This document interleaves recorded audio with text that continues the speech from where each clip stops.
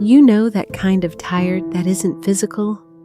The kind that sits behind the ribs, quietly, like a stone under the heartbeat, a weight only you can feel.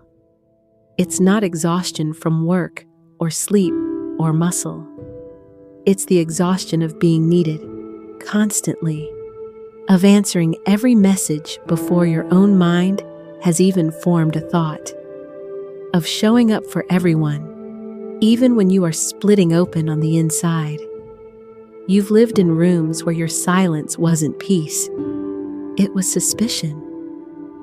It was interpreted as anger, withdrawal, or defiance. Never rest.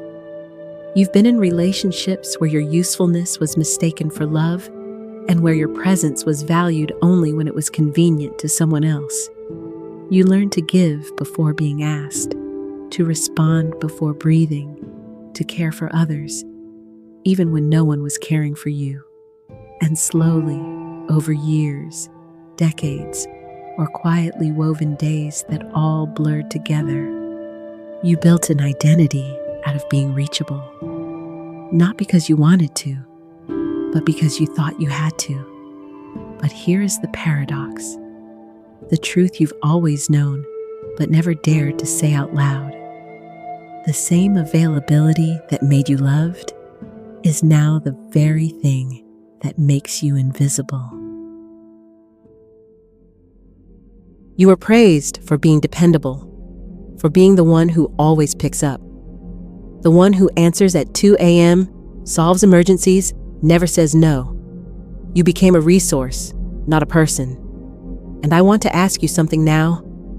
Slowly, gently, when did silence begin to feel dangerous? When did being good become the cage you live inside? When did your worth become measured by how quickly you replied and how much of yourself you surrendered?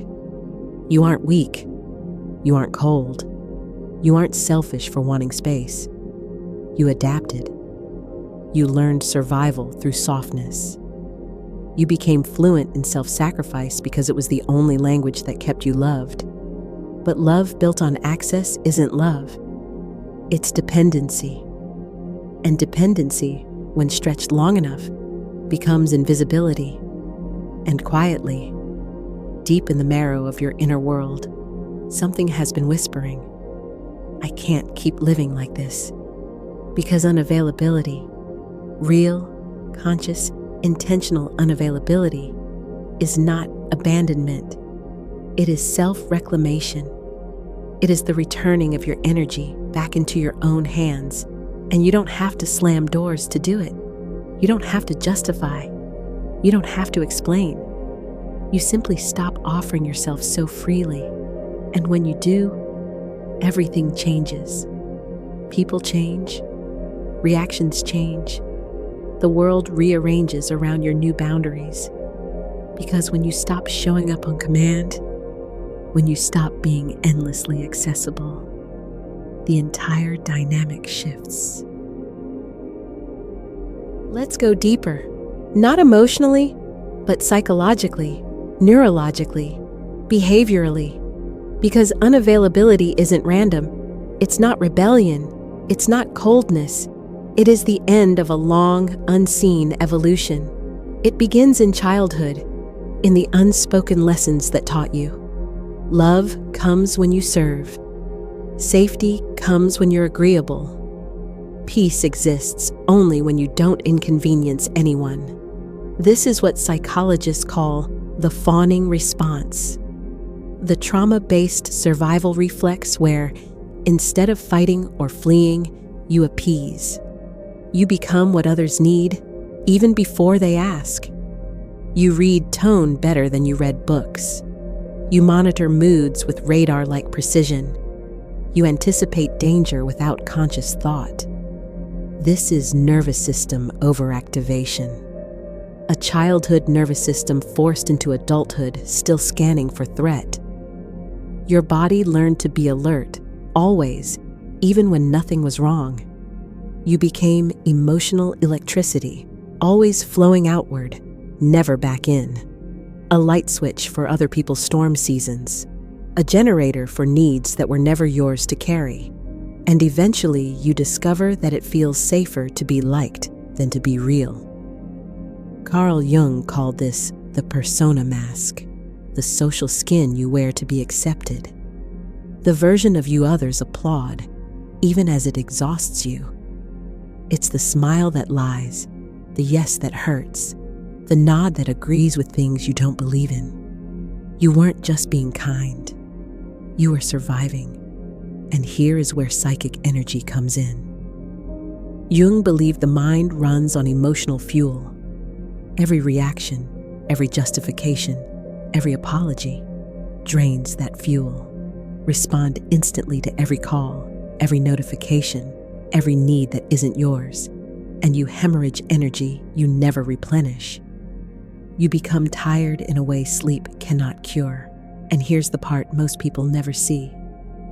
Overgiving rewires identity. You stop seeing yourself as a human. You see yourself as a role. The helper, the healer, the reliable one. The one who never breaks, even when you're breaking.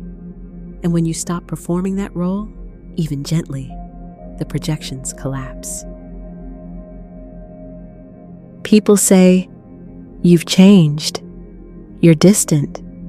You're cold now." But what they really mean is, you've stopped functioning as the version of you that benefited them. Your unavailability threatens the illusion they built. Their expectations no longer fit. Their comfort no longer controls you. And that nervous system, the one that kept you small, finally begins to loosen. Because pulling back, even a little, is not disappearing. It is the moment you begin to exist again. Not as electricity for others, but as a self. With boundaries, with worth, with a life of your own. But there is a cost to constant availability. Not in money, not even in time, in pieces of yourself. It's the bone-deep fatigue, the quiet resentment, the emotional depletion so heavy it feels like gravity sits only on you. People praise your strength, but they never see the cost. People admire your calm, but never see the storms you swallow so they don't get wet. People enjoy the light you give, but never ask if you are burning to produce it. You became a lighthouse, guiding others, protecting them, keeping them from crashing. But no one asked if you had fuel left, if your flame was flickering, if you were tired of being a beacon instead of a home. And grief forms quietly, not in screams, but in eroding edges. You don't lose yourself all at once. You lose yourself by degrees. One boundary you didn't set, one need you silenced, one exhaustion you pushed through, and the world loved you for it. You're so strong. You're so reliable. You're always there. They complement the version of you that injures you most. Jung said, a person is only free when they stand no longer in their own shadow. And this is where the pain lives.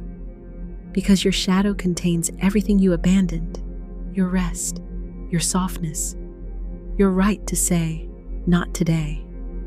And behind that abandonment lies every fear like a second spine. Fear of disappointing people, fear of being forgotten, fear that love will vanish the moment you stop performing. So what happens when a child raised to please becomes an adult?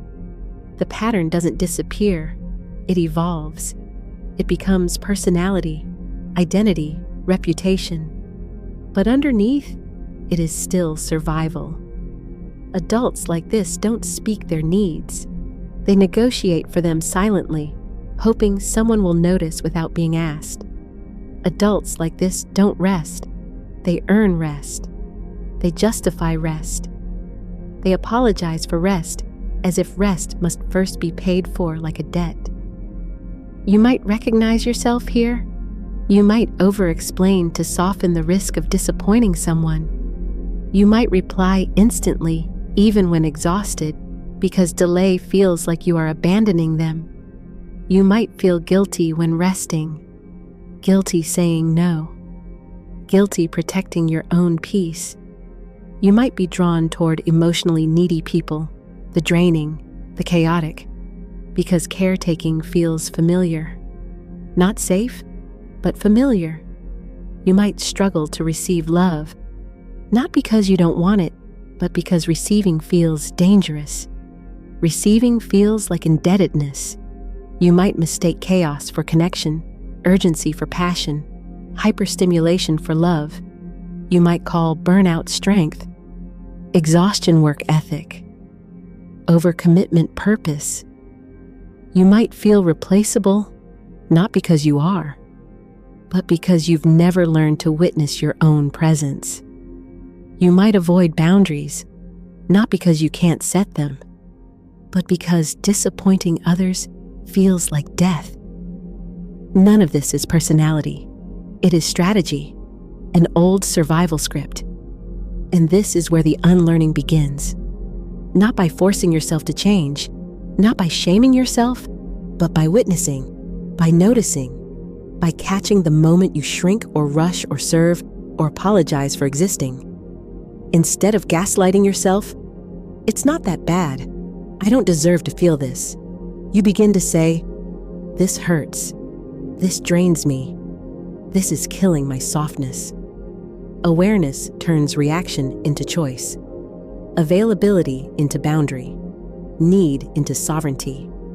This is the beginning, the moment you respond intentionally instead of automatically, the moment you withdraw, not to punish, not in anger, but in self-respect. And when that moment comes, your relational world reroots itself. And now, the part everyone wants, but few are prepared for: healing. Real healing, quiet healing, slow, steady, cellular healing. It begins with inner child reparenting, giving yourself what you never received, letting yourself rest without guilt, letting yourself say no without explanation, letting yourself be held, helped, seen, not because you performed, but because you exist. Then comes shadow work and individuation. Jung said, "There is no coming to consciousness without pain." Individuation is the process of becoming who you were before survival shaped you. You meet the parts of yourself you buried, the tired one, the angry one, the one who wanted softness instead of responsibility. You sit with them, you let them speak, you make a home for them inside you. And in this home, silence becomes sacred, not threatening. Boundaries become natural, not aggressive. Availability becomes selective, not compulsory. And slowly, you become someone new. Or rather, you become someone true. You withdraw not to disappear, but to transform. The caterpillar disappears, not because it refuses the world, but because it is building wings. You are not cold. You are no longer edible. You are no longer free to be consumed. Your presence deepens. Your voice gains weight. Your silence becomes powerful because you are no longer accessible to everyone, and that makes you unforgettable. Healing is not loud. It is not public. It is not glamorous. Healing is a quiet returning home, a closing of doors that were open for too long, a remembering of self that was forgotten to please the world. So as you rise, slowly, deliberately, as you reclaim your time, your energy, your breath, remember this truth. You are no longer accessible. You are becoming whole. If this message found you, if even one sentence felt like a mirror, write in the comments, "I choose my peace." Share this with someone who gives too much. Save it for the days you forget your worth, and let this be the moment you return to yourself. gently, quietly, fully.